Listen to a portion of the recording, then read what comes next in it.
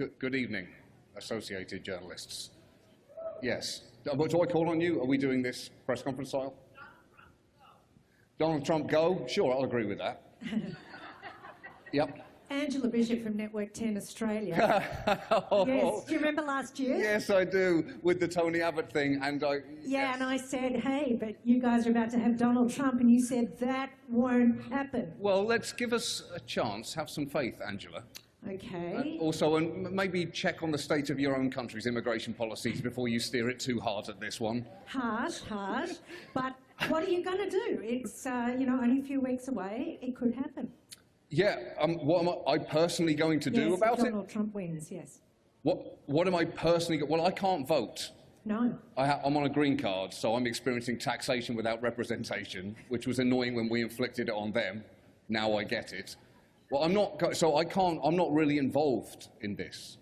I don't get a vote, Angela. But you do get to comment.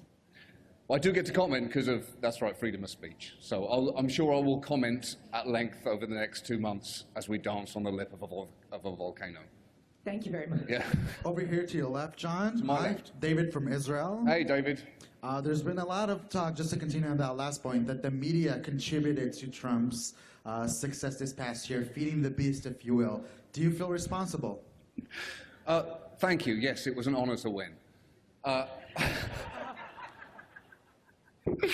Do I feel responsible for Trump? The short answer to that is no, and the slightly longer answer is no, of course I fucking don't.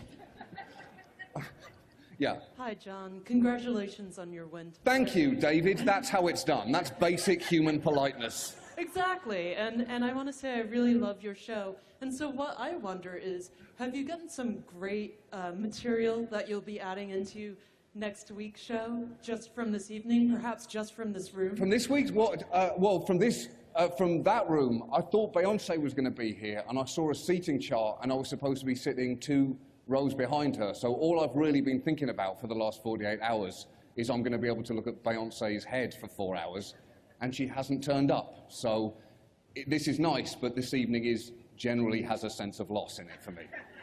I was going to just stare at the back of her head and experience happiness in a form that I probably haven't felt before.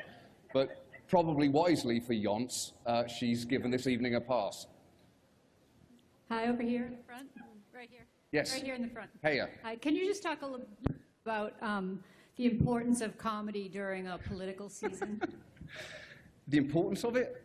I mean, it's nice to have comedy. I think in general it's nice to have.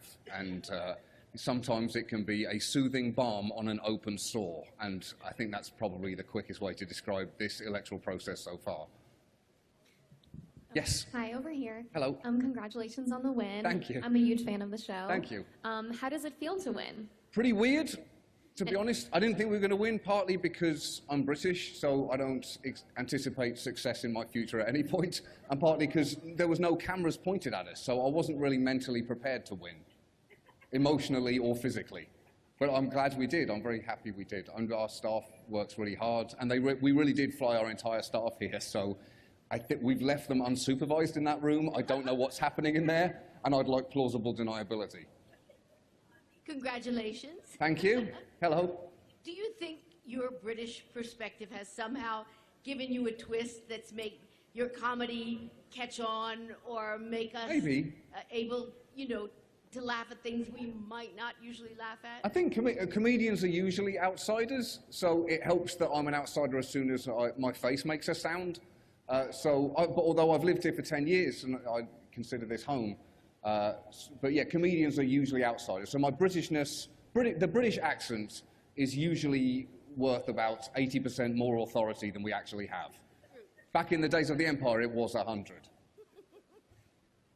Anything else, or should we agree to pass? John, do you have, with the format of your new show, you really get to really give a point of view and shed light on issues. Is that very fulfilling for you? It is. It's hard. We work really hard, and it can be a torturous process.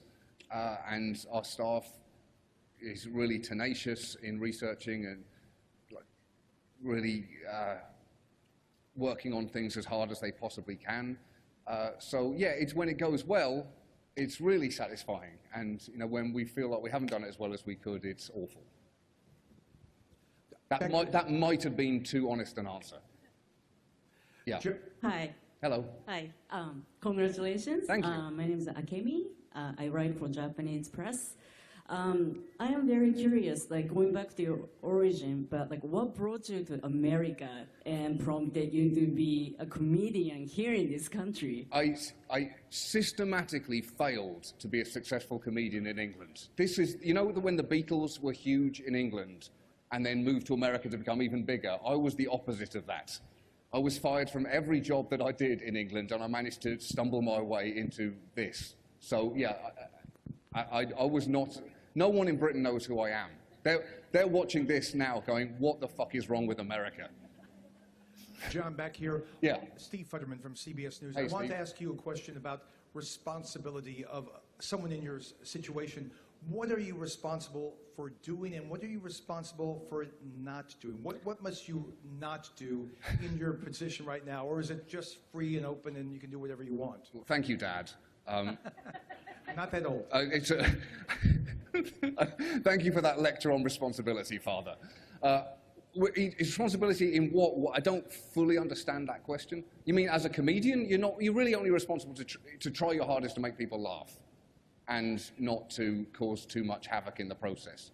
I think that's pretty much where it starts and ends as a comedian. Yeah, thank you. And thank you.